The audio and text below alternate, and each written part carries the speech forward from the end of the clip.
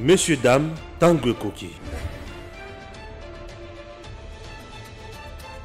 Aujourd'hui, vous pouvez faire la différence. Aujourd'hui, vous pouvez faire partie d'une communauté. Aujourd'hui, vous pouvez recevoir gratuitement des téléphones, des PC portables ou encore du cash pour vos achats. N'attendez plus, devenez membre de GG Link. Vous avez le choix entre plusieurs niveaux, bronze, argent, or. En devenant membre de notre communauté, vous vous donnez la possibilité de naviguer sur GG Link Store et GG Link Pool Free, être informé des dernières informations d'emploi dans votre communauté, utiliser les produits américains à moitié prix, vendre ce que vous n'utilisez plus aux membres de votre communauté, recevoir des lots gratuits. Premier arrivé, premier servi. GG Link souhaite fournir à chaque membre un ordinateur portable à prix mini. Nous souhaitons donner à chaque famille de la diaspora, de Kinshasa et de province, la possibilité de s'équiper en matériel informatique de qualité. C'est la raison pour laquelle nous vendons des PC portables neufs à partir de 149 $.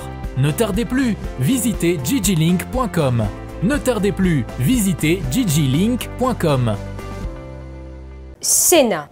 À l'occasion de l'entrée en fonction de nouveaux secrétaires généraux de l'administration publique, une cérémonie de remise et reprise s'est tenue ce jeudi 24 novembre 2022 au Palais du Peuple, précisément au Sénat, entre les secrétaires généraux sortants Gilbert Kikoudi Kongolo Ntchibou et les secrétaires généraux entrants Jean Mukwala Bateke, qui hérite ainsi du bâton de commandement laissé par son prédécesseur.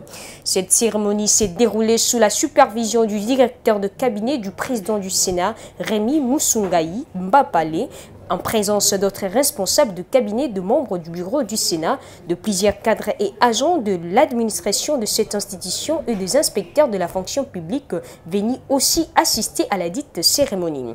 À cette occasion, le nouveau secrétaire général du Sénat s'est exprimé en remerciant le président du Sénat, Modeste Bahati Lukwebo, pour la confiance placée en lui après cette réussite au concours organisé par l'administration publique. Jean Mukwala Bateke a saisi cette occasion pour solliciter l'appui de tout le personnel de l'administration du Sénat pour la réussite de son mandat. Je voudrais aussi remercier de tout cœur l'honorable président du Sénat, le professeur sénateur Bahati Lukwebo Modeste, qui n'a pas hésité un seul instant qu'un fils maison qui a satisfait au concours des secrétaires généraux puisse être à la tête de l'administration du Sénat. Ainsi, dès notre première rencontre, il a pris mon dossier à bras le corps et l'a soutenu jusqu'à son aboutissement heureux comme secrétaire général au Sénat. J'invite chacun de nous à éviter le fonctionnarisme, c'est-à-dire le manque d'imagination et d'audace et la propension aux habitudes stériles. En outre, je tiens à vous informer que la porte de mon bureau restera grandement ouverte pour les agents et cadres qui ont des idées et des projets pour faire avancer notre administration et sera hermétiquement fermée aux agents et cadres qui viennent accuser les autres pour des buts inavoués. Voilà. Pour tout dire, aux anciens, je recommande le devoir de l'exemplarité, alors qu'aux nouveaux, je recommande la patience et l'observation pour une meilleure intégration au sein de la grande famille de l'administration du Sénat. Tout est bien qui finit bien, dit-on. L'appel est ainsi lancé aux cadres et agents de l'administration du Sénat de travailler d'arrache-pied tout en ayant un esprit de collaboration afin de matérialiser la vision du chef de l'État, Félix-Antoine Tshisekedi Tshilombo. Il faut noter que Jean Mukwala Bateke est le 6e secrétaire général du Sénat depuis l'avènement de la Chambre haute du Parlement congolais. C'est un fils maison qui a gravi tous les échelons au sein de l'administration de cette institution jusqu'à devenir aujourd'hui secrétaire général. Tanguy Koki, tout sur la makambo RDC, Bandeko Balandi, Mbote, Sengeli Boyebake, le président Tshisekedi a Salama Sekité. Et au moment où je vous parle, communauté internationale, où Yazaki Sima ya Rwanda, Azongi Sima, a commis que Sinara Maramwa, c'est le fait. Monto epeli, Bazoye Bate, Barosuka, Barosala Nini, Benjamin Monasuka. Boni. Kitoko papa Stéphane Mbote na balani nyonso ya dem oyo bazuli bakwa kolanda biso partout na mokili mobimba Mbote na ba owanda ondima te ke Congo ezaki agressé par Rwanda lelo ba miyokeli bango moko et que Rwanda basundoli po bato yo babandaki ko batela Rwanda abandonné balani so ba abandonné Rwanda. Non, la communauté internationale a compris que ça vaut pas la peine il y a tout continuer ma moto au sala parce que nous risquons cette fameuse troisième guerre mondiale et au travers des diplomatie du Congo. Ils ont compris cela et basali wa benga na lopoto rétropédalage bazongi. Ba mizongi sina lingala ba bakatala sima zonga moto. Et aujourd'hui vous avez senti Kagame asa yeba makambo oyo kolobama na Luanda et a senti que son aké Luanda na ozala humilié. D'où alors humiliation na okukate na signé atindi ministre affaires étrangères naïe parce que je dois rectifier place wana. Il y a d'autres gens qui disent dans des médias que oh, Kagame Azagi représente Azala qui était oh, non non non. Le Rwanda a été bien et bien représenté. Rwanda Nangola fallait une mission moko. Ezala qui que gouvernement congolais andima M23 comme état groupe rebelle yaba congolais. To négocier ce qu'on a M23. Et puis tondima mixage, brassage, na quoi ministère bateau. L'amnistie faut mettre le point très important. Parce que la plupart y a des chefs de guerre.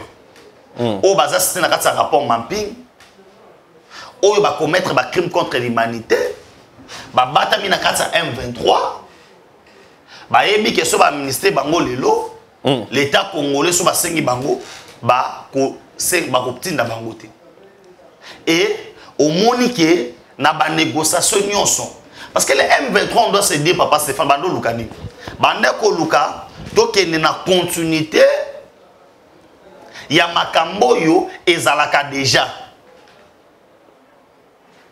OK. Mais na Luanda, le chef de l'État a passé une opportunité. Et puis en termes de communiqué final, parce qu'il n'y a pas eu un accord, les gens doivent savoir que ce qu'on lit dans les médias, ce qu'on lit chaque jour, dans Luanda, il n'y avait pas eu un accord. Mais par contre, sommet ministre sommet wana, ça a été sanctionné avec un communiqué final. C'est différent des accords. Pourquoi ils ont signé? Tous les manifestations de partis politiques. Bokei boye au moins babi bossa la liste ya présence bossi bo signé et na quatre organisations nous surtout na quatre rassemblements nous surtout et ça a toujours très important qu'on signe pendant on était présent né na quatre communiqué final wana tous les gens qui étaient là ils ont signé et les Rwandais y compris ils ont accepté ce qu'on a dit. La République démocratique du Congo sort gagnant. Pourquoi? Parce que chaque fois régime autocolèque, Joseph Kabila, Adolphe Muzito, Babando signe toujours na ba rebelle, brassage, mixage, na ko amnistie bango. Mais cette fois-ci, to boy li kamotali brassage, to boy li kamotali mixage, et puis to sali à un temps record. Bako c'est la kamukoli kamoté, to pese ba ora 2 jours. Aujourd'hui to sa no émission lobby na 18h. Soki ba boy kobima, la force régionale est quoi attaquer bango. Soki force régionale est boy, les FARDC quoi attaquer bango. C'est pour te dire banda makambo kendo ba sommet banini. Oyo, nous sommes sortis 100% gagnants. Parce que on a pu reconnaître dans le monde entier que le Rwanda a agressé la République démocratique du Congo. C'est quelque chose. Oye salame.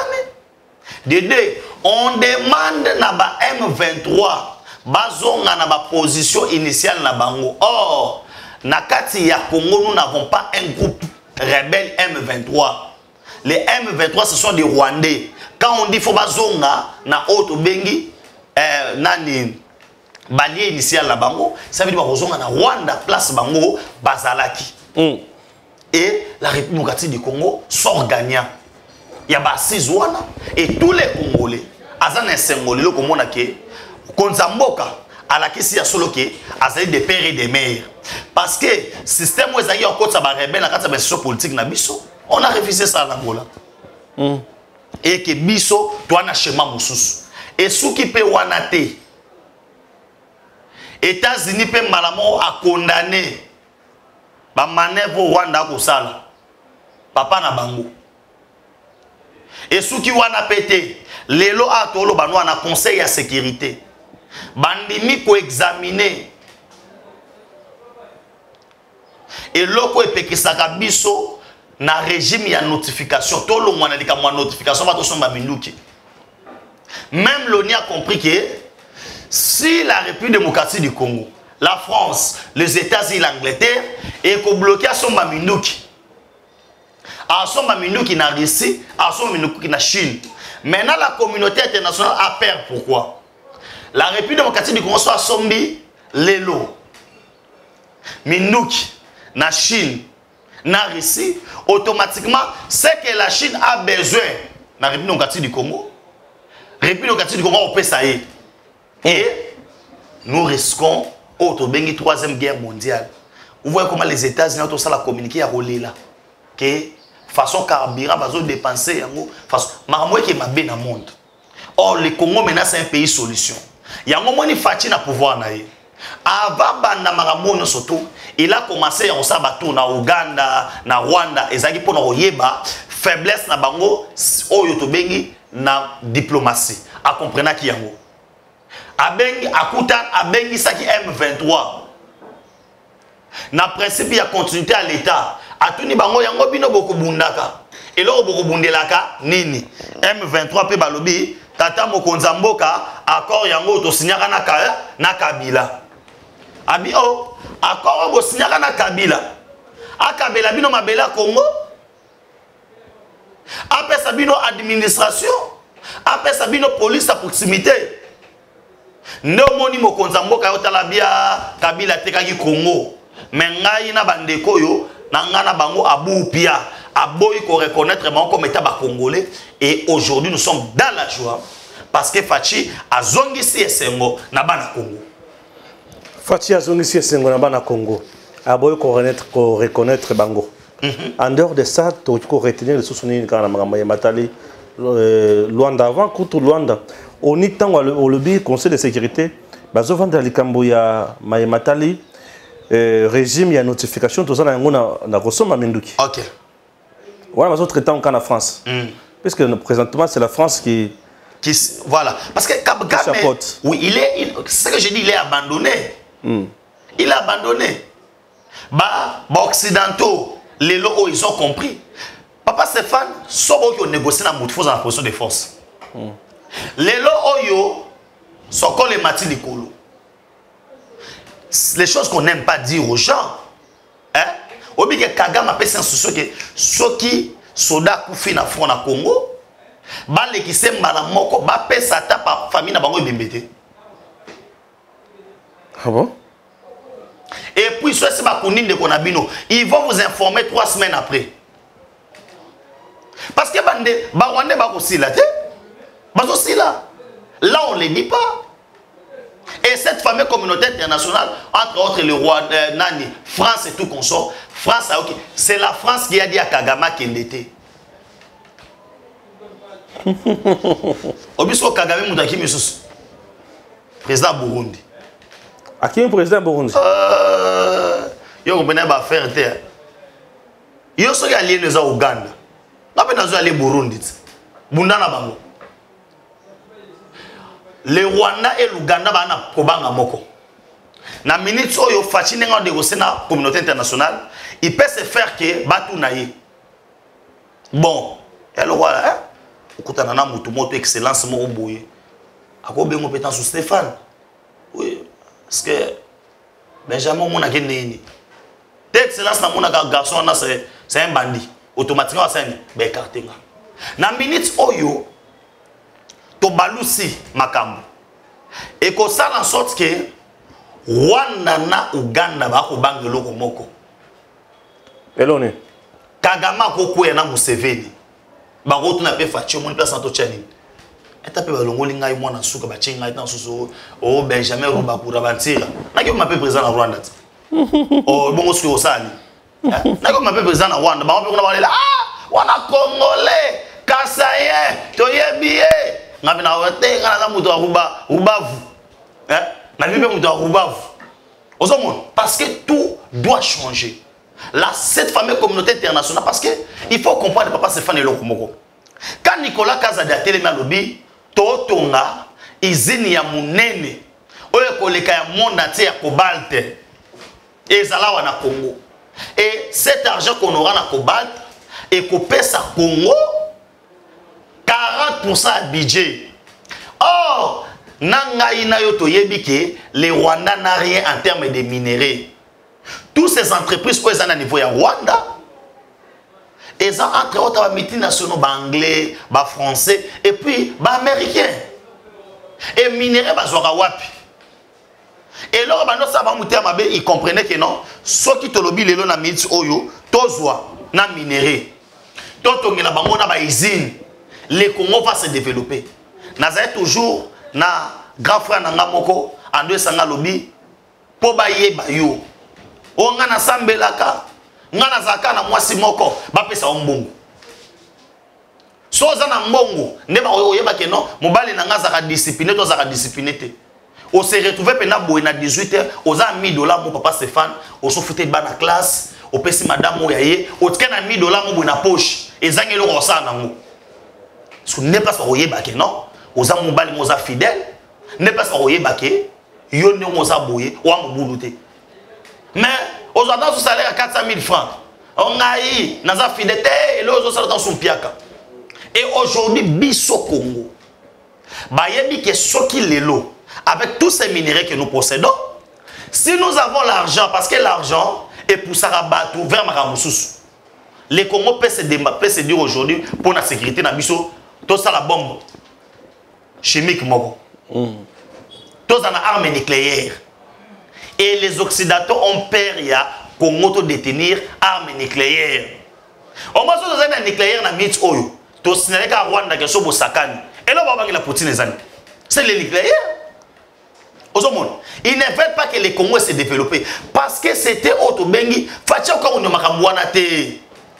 Fatia za congolais, fatia za macha mumenu. Fatia c'est notre frère.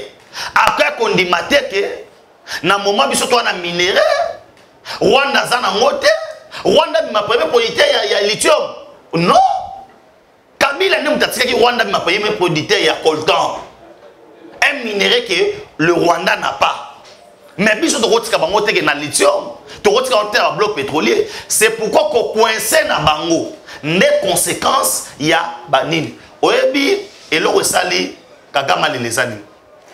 Les États-Unis d'Amérique, la France, na auto bengi Angleterre. Bazaki na moyen à pression moi faut comme ça fachi. Oui bien c'était la prise de Goma.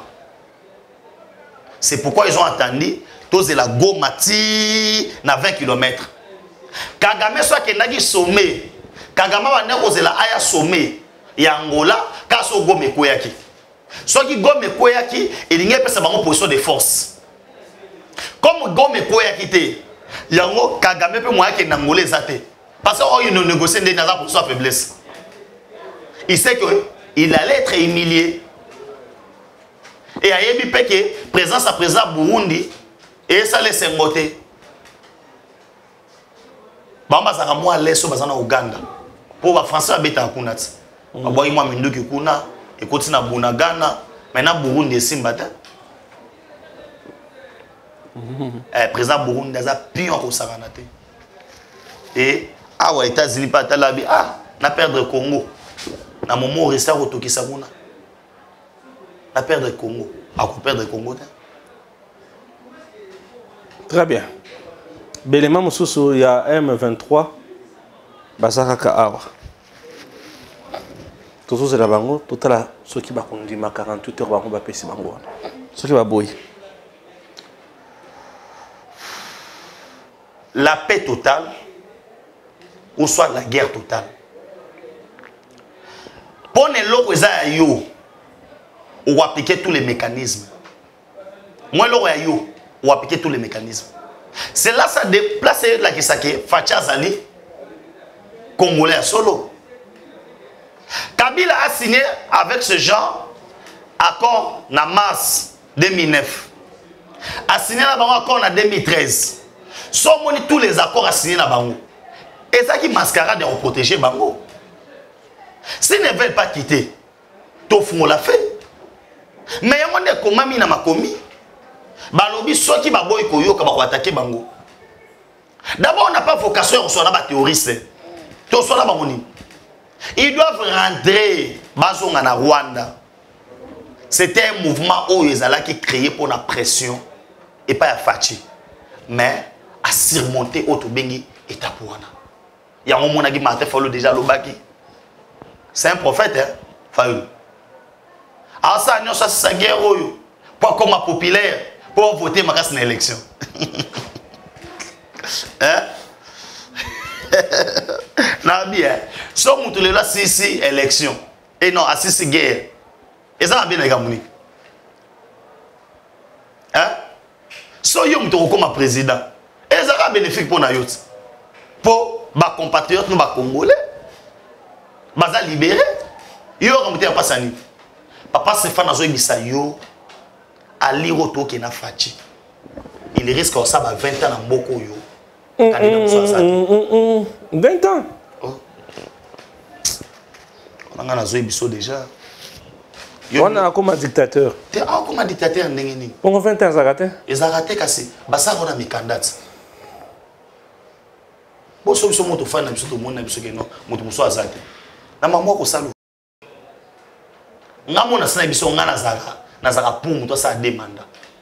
Pour na mona ke na demanda muto osala et permettre pe Benjamin Yawana na vision na ye. Muko ezali pe Stéphane ko Yawana nani ko Yawana to koya. Mais na ba biloko azo bimisa. O mona ga ati. Fanda na onan. On ne change pas l'équipe qui gagne. Ok. On ne change pas l'équipe qui gagne. Très important. Mais il faut la rendre à la Constitution. Bon, Constitution doit salamé ça battu. Non, au début, il y a un langage qui est notre lobby élection aux ATTT. Pour déjà, le samedi. Samedi, enrôlement pour la Matali élection. Oui. La preuve en est que c'est qu'il n'est pas dictateur. Azana posa ya ko sala. Glissage te. Le baga biso moko. Donc glissement. Azana ngo besoin te. On a besoin 4-5 mandats, on a besoin 20 ans te. On a besoin de mandats qui est naïe. Le baga biso moko. Hein? On a le baga biso moko. Net bangayi bo na mona ke non a 2 ans muke. Mais il y a ça ngo besoin te. Piège wana ba ngaba ko esa pas communauté internationale. Papa Stéphane ceux les ana moto zo soutenir. Le rôle a Fachi on a raison pourquoi soutenir est bon parce que Azana Bitumba est belé. Il est le seul président Oyo. À côté de société à transport. Babis, il y a Transco Lelo. Et côté de la province Oyo, n'a pas côté. Ouais. Ajo yo papa Jean-Pierre Bembaza nango. Atika ko mona courant na game na te. Ouais, aloba yango. Amoni on attend ma Fachi. Et ana bateau yo banda botama. Nanu amona voiture te. Ko tambola boye na province na bango. Mais bacheli makadam. Et loko mundela bando pekisa biso. Particulièrement les Français. Pour tous à la dépendant, un pays il y a 80, il y a 100 millions d'habitants, plus de 100 millions. Mais tous représenter la richesse dans le secteur Nyoso. Parce que le Congo c'est la Goa au coma. Tous la biso moko, bas producteur et puis bas consommateur. Parce que les lots, il suffit de produire l'eau moboé. 15 millions de personnes vont au manga yango. Papa Stéphane, si on a un bénéfice à $1, $1, na journée, on a Congo a vraiment millionnaire. 15 millions de dollars. C'est un acquis. Mais, tous on acquis ciment. Aujourd'hui, élection est ali. kala banda Congo ezala Congo mbala pe ya liboso ya komona ke les Congolais de l'étranger. C'est pour te dire que papa Stéphane lelo oyo ba Congolais faut ba comprendre que mokonza mboka aza na makaniso ba bandeki ko kanisela été. Hein? Aza na makanisi wana te ya asala 5 mandats, 10 mandats, 15 mandats. Seni a publier calendrier na ye. Oyo ce qui contrainte moko ezate. Ah, on le sala kaka 30 jours. Ce qui contrainte aux cartes de lecteur na yo. Oyebi mbalo yo ezana ya na système à lunette. Hein? O lati pena lunette boyeti ba po ba yeba elongino so ezana. Po makambu mbalo eza ya kosakana te. Eza mbala liboso papa. Ba Congolais à diaspora ba voter. Ouais, ouais. Ba voter na Canada, France, États-Unis, Afrique du Sud et puis Belgique. Et tu as ça les matés. C'est pour te dire que il est plus que démocrate. Ou à défendre qui vision à papa naïe d'abord, il y a le peuple d'abord, état de droit, véritable instauration de démocratie. Les lots oyo, il y a combien de chaînes? Combien ba ko finga ba ko lobabilobe là? Les lots oyo, on a donné les jeunes opportunité, il y a qu'on soit auto bengi ba charge dans l'état. Et Fachi Aroluka, élection et zalaté sur Péding. Par contre, na et là au moins son gars pas Stéphane, na likambo Italie Angola. Ba opposé belé na Congo ba bande kozela, ba benga M23 groupe rebelle. Ah, très important na Elungo Bunga Kinga. Vous comprenez? Et ministre même qualifié bango ba terroriste. Ba terroriste. Ah oui. Pour bango ba linga ki ba qualifier bango groupe rebelle. Oui. So ba qualifier bango groupe rebelle. Balo basiko que non, il y a un conflit à l'interne. Donc de Nadia na dialogue. Dialogue siko est la dialogue politique pour bango ba se positionner. Siko yo na Luanda. Bi kukumi sapatiza elenge wapi yango mikolo nazo sambela kaka nzambe boma batunyo so bazofinga fachi na ibisi yo sika bavandi mabele fungwama voilà bazipama kokumi sapatiza elenge pourquoi parce que tokumi se pamba te tala ndenge sikoyo na ngole beti pa awa na Kinshasa kadi mambala moko lobi élection boluka kitokeni po bande kwana bakando zela yango moni bato nous tout moni bakatumbi banandi mweba condamné M23 ezalaki te mweba de sa déclaration ezalaki te bango babande kozela ba diembela ne loko wana poto kende na famille dialogue to sala auto bengi partage ya pouvoir to le canaglissement.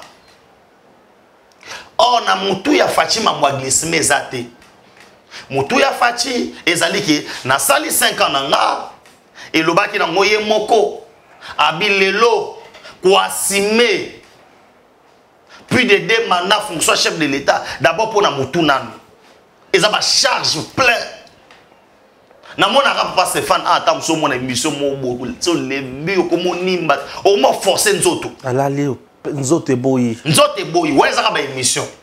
C'est parce que je travaille. Voilà. So Kabila va travailler, va faire la commerce, va faire. Mais Kabila va travailler, on va donc au monde ailleurs. Ça les 18 ans, à l'aise. Non, banda comme on disparaître dans la presse. Attends-moi 6 mois mon boy. Tant que kozonga, bon on a demandé foutia. Bino vous voulez que va faire la musala, nzo comme ça va faire rien basi. Ozo pas. Akia faire rien basi na gauche, azobina. À disparaître. Beaucoup de gens qui ont voté mandefu. Oui. Oui. Mais vous voyez un président actif. Hier, la plupart des Congolais akendangolate. Moi, je suis ndaté malobi nazokende. Bisika ba kolobe la Congo. Je ne peux pas accepter que détail moi ya muke. Pour la négociation, au moins virgule kaka. Il faut changer ma cambo. Point peut changer ma cambo. Mokonza mboka ye moko akotala yango tanga lobi. Hey! oyo kopesa ba Benjamin na mwana mwange makasi siko ba lobela ngai. Ouais. Skoyo lobita on a yoki wakanabi. Waouh. Cela veut dire makamwa lobaki. Voilà un président qui se contredit pas. C'est pourquoi Martin Fayulu ne peut pas être président de la République parce que c'est quelqu'un qui se contredit. À quel en France 24 lobelo comme susu, a ina kitasa lobelo comme susu. Mon compte mboka kandenga lobaki paix totale.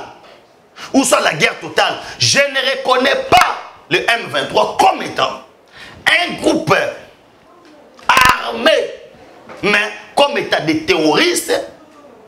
Il y a Rwanda, c'est le Rwanda qui nous a agressés. Les autres ont wapi. Makambo Kabila lobaki ote pendant 18 ans, pourquoi? Pourquoi Kabila n'attend Mounezaki neni brassage, mixage, quoi amnistie Batouana?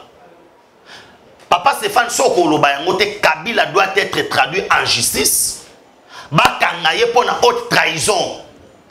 Ça, on ne doit pas le cacher pour Lobayango. Après avoir des éléments tout à découvrir. Aujourd'hui, comment on a pu gagner sur le plan diplomatique? Comment les Congos maintenant partent dans les négociations en étant debout? C'est parce qu'il y a changement de système. Tactique des jeunes à Bango, tout changer Yango. Papa Stéphane, coach à la match, le roi Bissou va se porter total à rater. Ah oui, Yozo voulait que si Zobo était bien, Ozomon, coach à Zobo. Tozara à l'époque, on avait un entraîneur au Célio, Parousse. Au moment où on a la match, Yozo avant la veille. Tenga Zamon Nzambe. Skoyo, Tozara un entraîneur au Bouna à l'époque. Tozara un entraîneur Yozo. Yamon habite Tozara un entraîneur au Bosco, on a boua Fandi Boy. Achepenabo. Azana se fait mon dos. Ba défenseur ba comme ba attaquant, ba attaquant ba comme ba défenseur. Oh, on va changer boy. Na ebiso lebo ba kasa ko mata. Coup de tête. Zombo le soir. On se comprend. Ça veut dire ne fati sikoyo. La 4e année, il y a mandat na première année. Azobanga Kagame, c'est Kagame qui dirige, c'est Kabila qui est en train de dicter. Mokoyo, patin, placebo, Massa Kabila. Azogende Kigali. Kagama ko boma batu. 2e année, 3e année, 4e année le biskoyo. Maman Mars. Pesa un livre papa Komagi. 2e page à ma guerre. Et tiens na Komagi ni. À côté on se Angers. Soko ba buna o soko le mati. Papa c'est pas la mitu na soko la bazoki moi. Awa. Ba motango awa na mongata. Soko. Tant que ba luka ke ba hélicoptère wala monter yo ba luka na ndolo la kachachi awa na mongata ba ke na entrepôt gaère mongata yo ke ta mama na entrepôt mongata na ba mécanicien ris ba ko monter butu koti sa ya ko kanga sala boy ba mo la ga ilo la dikolo premier jour ga boy ba wande ba leli ba la uwa muze angaria be ko na kuye et là on va tirer l'icolo, on va comprendre oh on va tirer l'icolo, on bloque nino le sous. 3e jour on a bombardement boy, matanga ya ko sakanate. Na Kigali ba jeune garçon balandani. Et pourquoi la France 24 ko lobala ngote? Papa Stéphane, to fandi no na mboko yo. Kagama ko si batote, soda mo ya Congo konti na ngamu na bango ko. Non, ils doivent dire la vérité. Ba jeune no ba maki mama ke na Congo moko na bango lobi ngai na ke no kufa ko na te atali ba supérieur na e abeti bango masasi. C'est ce fameux incident bando ba ke non il y a un militaire congolais ou à traverser, c'est faux. Ba jeune wana batali ndenge ba kufeli na minute na Rwanda ba ko la bibembete ba yo kasoni Kagama kangi bana batu en otage ba ya ko bunda na RDC. Là on doit dire ça la vérité. Et cette fameuse communauté internationale, comme basé sur un minute qui était, nous avons un avion envoyé spécialement, et pas Emmanuel Macron, et qui a dit armé, n'a retourné à Bangon Zamba, ça et Koko. Yo zo na ba prière na maman de la salle exemple prière blague. Et Koko pena boy, avion bano ke nango, ole ka sa trafic, comme kana ki sangani, et qui tu wana. Avion je prière ya maman Adèle. On se comprend. Et je prière. Papa Stéphane, tokende na ba blague te, au-delà de tout Dieu existe. Il est bon. Cet avion pouvait tomber et quoi qui t'a na Centrafrique na nini, mais Dieu a permis tout le monde na banguna na biso. Fachi nous a montré quels sont nos ennemis. Quand Fachi appelle la communauté rwandophone, parce que avec Makambo et Koleka Angola, frappe Tokobeta, on ne veut pas dire qu'on est en train de tuer un tribu, ce qui est tout, c'est tout qu'on sort. Il y a un Bengaki Bango, tout le monde dit Zarias, banane, Bizima Kappa, ça la gana Mbogo. Oh, ok, tu kamwe. Ok, na kamwe le roi mon père. Veut dire Bizima Kappa, ça va koto. Ah, Bizima Karapenda. Ah, ozo na kamwe. Va se faire na kamwe. Que Bizima Karappa, ça la kaka. C'est pour te dire quoi? On s'est préparé. C'est quelqu'un Oyo a outil naninité. Fachi s'était bien préparé pour mettre fin à cette guerre. Et il savait les moments. Atala mokonzambo kayebi. Atali ke bitumo lo lingana banda. Batu musu pembe na nge simbate. Azuna ndeko na chena wana. Yo zala na sécurité interne. Zala na wana. So tu ninga za wana pourquoi? Na ninga Yesu.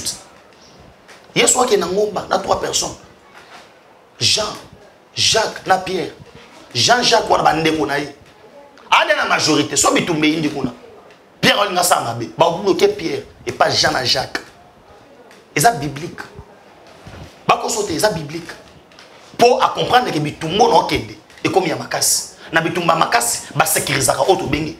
Sécurité interne na yo. Mokonza moko changer sécurité interne. Ah non, il soit à balayer la présidence dans son monde lobby na lobby. So mo ba nominga okamwate. Pour facha on a besoin de biso. Yo. Oh, so nominga za problème te. Bo za wana ba leki ngai. Pas na congolais. Parce que nous sommes dans la présidence. Non, ba makolo, na ba mpiaka na mbanga boy. Tu vas nous avoir non quand tu papa Stéphane, moi 8000, moi 4000, moi 3000 et comme bima diplômé jusqu'au 30. Na komi comme la moi chai bien na tongo, na meli moitié. Papa, mais non mais ça c'est ça. C'est bon. Tiens, na papa Stéphane, on se ranga peut-être. Na appelle la bango. Papa Stéphane, tu as pété. Tu as pété pour parce que communication na nenga lingala. Communication na nenga lingala skoyo. O expliquer na ba imboka. Parce que ça facilité nenga to ba information en français ou traduire en son na lingala ou expliquer en ba to ba comprendre que tout ce que le Congo recherche, tout ce que Facha Koluka et ça pour l'avancement. Il y a un moment il n'a pas le temps. Il y a une élection élection il y a un tout se préparer sur koyo to beta na sko na maponami.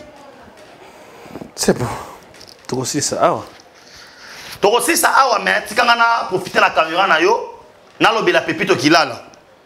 Bougomestre ya commune à Kinshasa on a initié déjà. Étant donné que moi, na commune à Kin, il y a Tongo, commune maire. Pepito qui la dégage. Parce que Stéphane, à ta solo, Zangana salité Zalara. Ou à commune à Kinshasa, hein? Et puis, maman Bougomestre, avec tous les respects, on peut ça y est. À quoi qu'on s'attend que le rôle a nommé, et pas à Gentini Gobila. Le rôle où c'est pas Gentini Gobila, qui est à cause de la commune Oyalingi. La commune est très sale. La commune est mal gérée. Il crée une brigade pour récolter l'argent dans la Wenzi. Azo sala ba mesa na fin de l'année au ba mamba konyo kwama. Yo obuki ba mesa potonga ba mesa na yo mususu. O futa ba mama lisusu. Abuki ba mesa ba mama. Asali ba mesa na ye po afuti sabango. $35. Ba mama za $35 na ta oyo. Ba za $35. Tous les caniveaux aux yeux à venir plateau au tambolaté dimanche au tambolaté OK liboso a commune n'en parlons pas kaonatra salité OK na dina l'homme maquia de ex bokasa azui na pavillon ya bato madesu wana atie ba petit na ye ba kozwa mbongo nde balingi place wana bambazo teka liboso type ka wana okosala oza journaliste d'investigation ko beta tour wana mokokota kuna te taxe ngo pe auto bengi ba ticket ba katsaka ba mama wana lelo bwena bwe azui dispensaire ya l'état ya commune na commission ba dépôt o azo bomba biloko na ye biloko commune to biloko na ye nsambe na lola azo bom ba commerçant mo ya biloko ba ofuta mbongo est-ce que to ke na ngo wapi Moi, ça me fait très mal. Pourquoi? Moi, je défends l'institution président de la République. Je défends Fachi. Et représentante, il y a Fachi na commune à Bisso, c'est la bourgmestre. Il est représentant à Fachi. Et moi, je suis de la famille politique à chef de l'État. Tant on a au téléma, na quoi Dima Plateau, na lo ba IDPS viva. Ba ba sangai viva bolo ba ta la salité. Ba on finga mon chef de l'État. Ba lo ba ta Fachi ko kate. Incapable ya ko kire ya tabadine. Mais ces gens-là, bozo attaque c'est pas na bango. Bosa na mongo wana nini. Moi lo banezate, mutachaki ye, jatini ngobla moi osimbezate. Et puis député Eli ya commune à Kinshasa. Honorable Jeff akosala nini. Ba koma na ba complicité na bourgmestre pour ba bato ACP. Non, otokotika ba biloko bongo sale matin. Et comme étant moi na commune à Kin, na bina ko bundela bandeko na ngati tokole parce que Kalamiki na ça ko initier ba bandero le ko mata commune à Kinshasa mobimba pepito kilala dégage. Na ça ba marche na ko initier na ko telemisa ba jeune surtout parce que toko ko continuer makambo. Yango denika di masamedi na ko zelaye. Il faut foutre barrière réunion surtout ya ba élection o esala matin. Calendrier wana il faut eye bisanga to banda na élection à base ba biloko so ba pepito ba ko dondo parce que élection municipale ezate urbaine ezate so ka yelinga ba nielinga ka ba calendrier na mambuya o présidentiel na osilika denika dima so ka yelinga na mama o te to banda présidentiel na osilika élection faut banda na c to élire ba conseiller communaux to élire auto bengi ba bourgmestre. Les conseillers, élire, voilà. C'est ça. Bon, ceux qui ont échoué, député provincial, on a zo sala le remonté, boy ça t'a fallu. Fallu quoi? Pepito. Ah. Il y a un émission pour pas se faire. Ouais, ce sont des histoires privées. Bon, on n'a pas fallu. Ah, on n'a pas na kamwa ki kake akomi bourgmestre na biso ngana yebeli nga pas fallu yango nzela mukuse obingi DiCaprio la merveille yebisa Pepito mère salité leki DiCap a ko yebisa. Non, moi je parle nation, je parle l'état na ko kende ko kitana ba se ya ko benga ba falite ngana lobela ye soki to kuta na eboy na ko pesa ye honneur na ye na ko pesa ye mbote comme état maman na kopesa ye respect comme état oazo kamba nani komi na biso mais nazana ta ya kopakula ye mafuta te po akamba komini mabe komini bosoto ngana bike place mama bazali o mona ke no otanet ba madel kuno zo bunda na ministère na ye mais ce ko ozo tanga mama del te na bango il faut tala yoka tango zo tanga ba kombo o moni tango tanga ba biloko ya mabe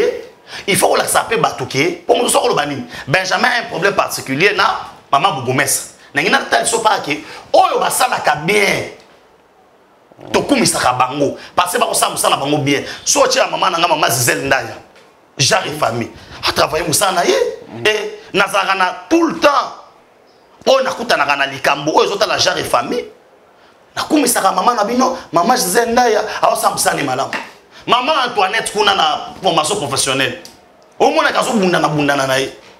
On sentit que maman Antoinette, on sait ce qui est kitoko. Parce que ça, pour la toute première fois, il y a des gens qui sont ensemble. Et bon, on a écouté sur la maman, Pepito, qui l'a là. Hein? Oh, tu es bien les Canadiens. T'es. Il te rend aussi. Ah, Fali Ayemba. Mais Fali Ayemba, il peut la commune à Kinshasa. Aye Mbappé qui ngana yebeli na musique aye Mbappé qui non ngana yebeli na ngai na musique musala na yango nazo retrouver être ma gestion yango nazo même bisika na ko zo facilement maboko la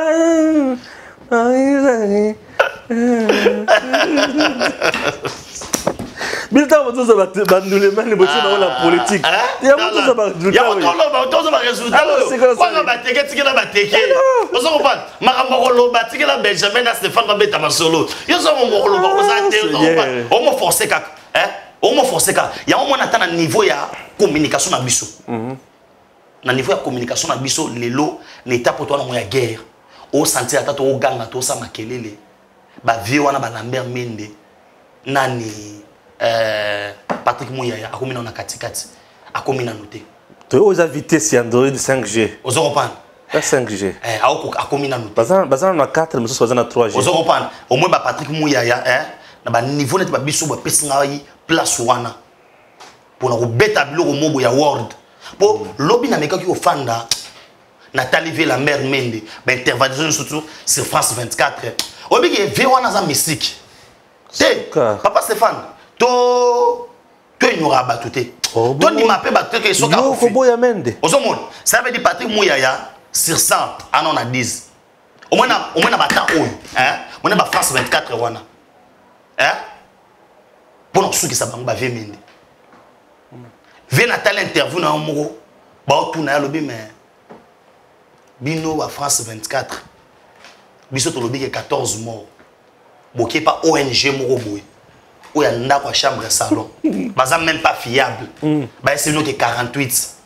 Allez bino boyé pour lobby 48. Pour ONG on va travailler dans opposition. Boyé va travailler dans opposition. Na l'action va preuve. C'est que on a na lobby. Ndé ba ko fait 14, on fait 48. Hein? Voilà mente. Ozomon, on sentit que mutu ayebi ko minimiser likambo. Mende ayebi pe ko siamisa likambo. Mende ayebi pe tango foko dénigrer na nou yo. Obike Mende aosa na yeba ita lo anglais. Abeta kaba interview en anglais. Bon, Patrick Mouyaya aosa ne boulot mais na pire esprit. Moni remaniement roya. Oui roya wana. Patrick Mouyaya faut alongo. On a lobby dans le docteur. Ngam na lobby. Merci. Docteur Nassim. Messieurs dames, Tanguy Koki. Aujourd'hui, vous pouvez faire la différence. Aujourd'hui, vous pouvez faire partie d'une communauté. Aujourd'hui, vous pouvez recevoir gratuitement des téléphones, des PC portables ou encore du cash pour vos achats. N'attendez plus, devenez membre de GG Link. Vous avez le choix entre plusieurs niveaux, bronze, argent, or.